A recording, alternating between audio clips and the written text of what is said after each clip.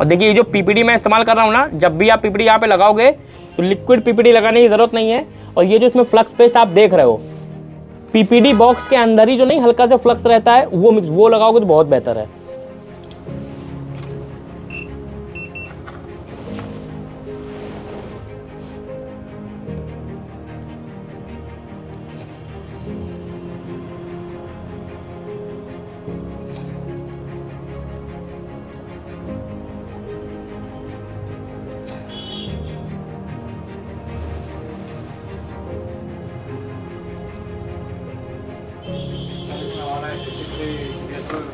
$183 183 ही इस्तेमाल करना है आपको लगाने के लिए।